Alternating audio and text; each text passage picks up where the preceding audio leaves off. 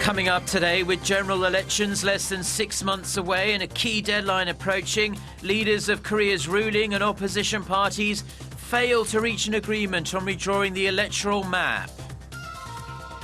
Japan recovers 4 decaying bodies from a wooden boat off its northern coast. It's believed the boat is from North Korea.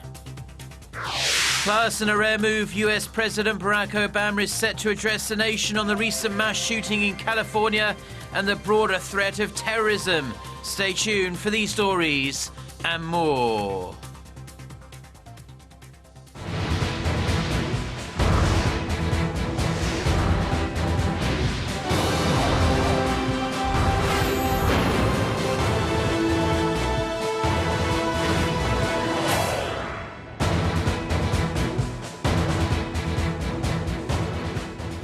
Hello to our viewers around the world. It's 6 a.m. on Monday, December 7th here in Seoul. Thank you for joining us. I'm Mark Broom. Our top story this morning. Korea's rival parties have tried and failed yet again to reach a compromise over how to redraw the country's electoral map ahead of general elections set for April next year. The chairman and floor leaders of the ruling Saenuri and the main opposition New Politics Alliance for Democracy met on Sunday evening, but failed to settle their differences on the matter. The ruling party wants to cut the number of lawmakers elected through the proportional system, so the reduction in seats across rural areas could be kept to a minimum. That's a plan the main opposition continues to reject. Now, time is running out as preliminary candidate registration for the general election is set to begin next Tuesday. And watchers say a delay in determining electoral districts is likely to cause confusion among candidates as to where they should register. Staying with political news, and the bubbling internal tension within Korea's main opposition party has flared up yet again. Former party co-chair Ahn Cheol-soo on Sunday again demanded a change in the party leadership, saying it has to happen to win back voters' support in next year's general elections. The software mogul turned lawmaker who co-chaired the party last year with current leader Moon Jae-in called on Moon to hold a convention to elect a new leader. Pundits interpret the statement as an ultimatum that Ahn will leave the party if Moon turns him down. Mr. Moon rejected Ahn's previous proposal for revamping the party back in September. Maritime authorities in Japan say they have found 4 bodies inside a wooden vessel capsized in waters near its northeastern coastline. According to Tokyo-based Kyodo news agency on Sunday, officials found 4 corpses after searching the wooden vessel that was discovered adrift on December 2nd in waters off Aomori Prefecture. The authorities suspect the boat is from North Korea, as they found several features on the boats that are very similar to those found in North Korean boats discovered earlier this year, in fact. About 10 boats and 30 corpses have been found near Japan's western coast since October this year. North Korea is reportedly building new battleships in an attempt to redress the imbalance in the strength of the Korea's respective naval forces. Experts say the push is a reaction to the North's defeats in past confrontations. Kim Ji-yeon has this report. A fierce battle in the West Sea between the navies of the 2 Koreas in November 2009 left North Korea with a heavily damaged ship and more than 10 casualties. The South sustained no major damage to its ships or soldiers. From that point on, the North has avoided direct engagement with the South at sea, but that could soon change if recent reports prove to be true.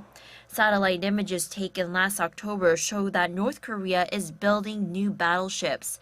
And the report by Seoul-based YTN, a 200-ton battleship is seen anchored at Sinpo Port in South Hamgyong Province in North Korea. The vessel, estimated to be 45 meters long and approximately 5 meters tall, is tethered to what looks like a crane. YTN says the ship appears to have been assembled in another location and moved to the port for weapons to be installed. That's on top of the anti-ship cruise missiles the North tested in February, which were launched from high-speed vessels that run at 90 kilometers per hour. Experts say confrontations like the 2009 battle known as Taechung have prompted the North to act. North Korea has decided to build new battleships to encounter the ones in the south after it realized its ships were outdated and not suitable for battle, as seen in its defeat in the battles of Yeonpyeong and Daecheong. North Korea is believed to have around 430 battleships, most of which are presumed to be outdated. Kim Jeon, Arirang News.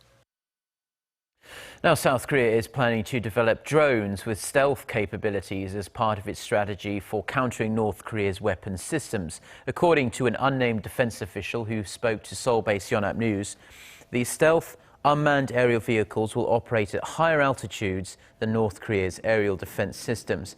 They will also be capable of countering the regime's long-range missiles and mobile missile systems, including its multiple rocket launchers and self-propelled guns and Scud, Nodong and Musudan missiles. Applied research will begin in 2017. Now, this is just one of a series of 31 such military projects South Korea plans to conduct by the end of next year. More than 30 militants from the Islamic State group have been killed in apparent US-led coalition raids on Syria. The London-based Syrian Observatory for Human Rights said at least 32 fighters have been killed in some 15 strikes on the group's stronghold of Raqqa province in the north of the country. At least 40 jihadists were also injured in the strikes, which hit ISIS headquarters and bases to the north, east and southeast of the group's de facto capital, Raqqa. A top US House Republican on national security says threats from the Islamic State militant group have reached the United States following last week's mass shooting in Southern California that left 14 people dead. Speaking on Fox News on Sunday, Michael McCall, chairman of the US House Homeland Security Committee, said it was almost impossible to stop all terror threats in the US due to its large size, and said the country needed to do a better job of identifying early signs of radicalization. He added that last week's attack carried out by a married couple was at a minimum inspired by ISIS. McCall then called on President Obama to tell the truth to the American people about the threat ISIS actually poses to the country. President Obama is due to deliver a rare address from the Oval Office on the terror threat facing the US on Sunday evening, local time. Pope Francis has reiterated his call for world leaders to tackle climate change and end poverty. Speaking at St. Peter's Square on Sunday, the Pope said the two choices go together.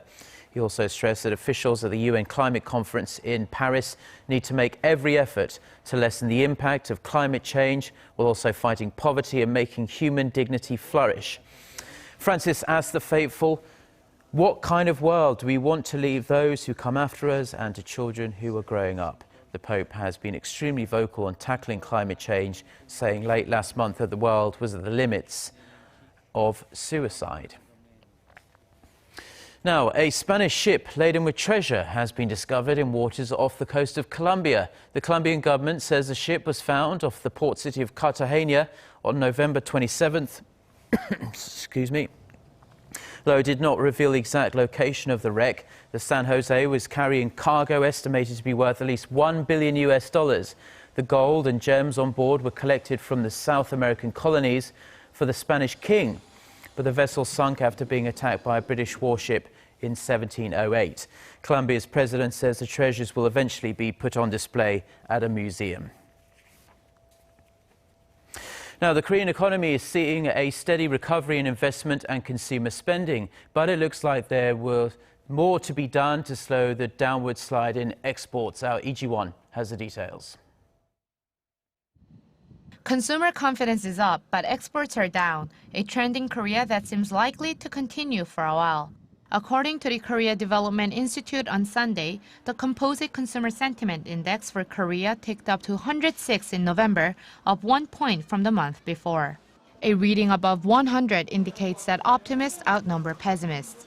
Another key indicator, the Coincident Composite Index, which measures current economic conditions, also rose in October. Investment has risen too, with plant and equipment investment rising 5% in October and investment in transportation going up 8%. Exports, however, are still sluggish. Korea's outbound shipments for November decreased by 4.7% from the same month last year. Although the dip is smaller than for the previous month, when exports dropped almost 16%, most industries recorded a decline. Except for the auto and semiconductor industries, exports in the mining and manufacturing industries also slid 2.5%. And according to KDI, things aren't likely to get much better this year, as the OECD's composite leading indicators for Korea, which include its business tendency and consumer opinion surveys, are also on a downward trend. 이지원, Arirang News. Now, Korea is considering adopting daylight saving time next year in order to give the economy a boost. Under the system, clocks are advanced by 1 hour during the summer months, giving people an extra hour of daylight. The Finance Ministry says the practice, along with other efforts to boost consumption, is needed to guard against unfavorable conditions, such as the continuing decrease in Korea's exports and the slowdown in China. However, skeptics say it would only lengthen the work day, which is what happened when the system was implemented in 1987 and 1988. Now, all public corporations in Korea will adopt the so-called wage peak system next year, which is part of the government's push to reform the country's rigid labour market. The Finance Ministry says all 313 public companies listed in Korea have agreed to introduce the system in 2016, a move expected to create more than 4,400 new jobs. As for local conglomerates, so far about half have chosen to adopt the system. The government says the wage peak system will provide aging employees with greater job security while freeing up funds to hire younger workers. But there is a catch. Older employees will be given lower wages in the years before their retirement. And with the implementation of the system, the mandatory retirement age is pushed back to 60 from the current mark of between 50 and 55. A new report has shown that the vast majority of Korea's middle class actually identify themselves as members of a lower social status.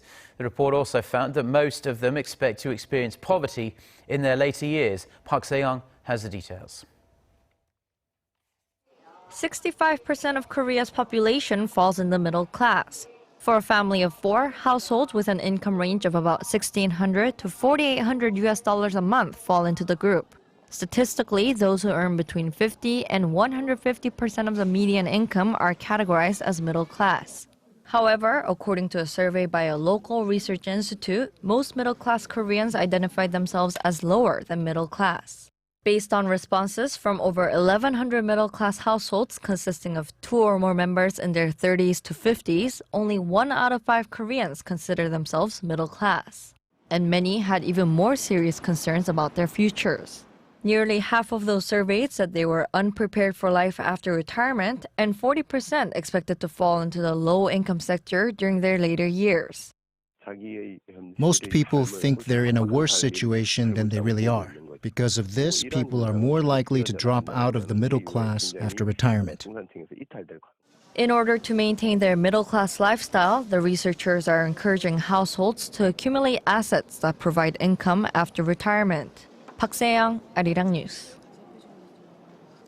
Now, the Korea Pavilion was a smash hit at this year's Milan Expo. The venue offered millions of visitors from Italy and around the world more fun and interactive ways to learn about Korean culture. For a look at some of the attractions that contributed to the pavilion's success, Won Ji-yeon reports. A room full of onggi jars filled with classic Korean dishes. It's a treat for the eyes and the mind as visitors get to learn about the science behind these traditional Korean pottery. They're so beautiful. I heard these pots have microscopic holes that let the air flow in and out of the onggi.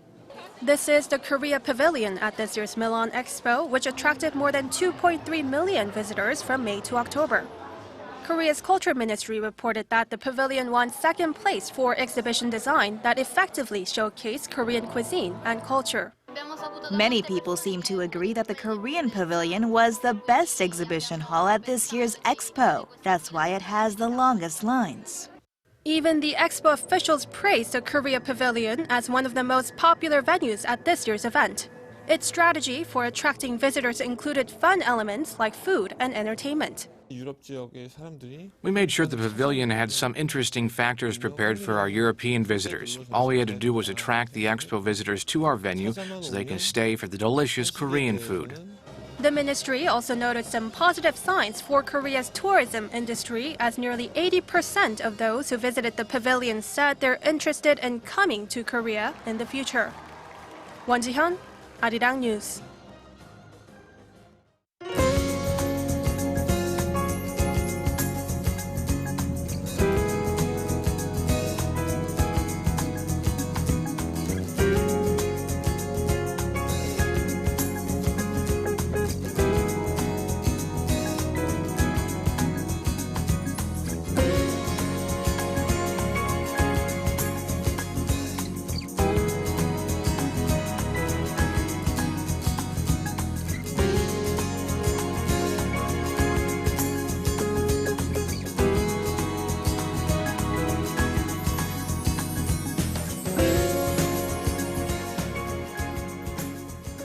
Well, that's all we have for now. I'm Mark Broom. Hope your week is off to a great start, and we'll be back throughout the day with more newscasts. Goodbye.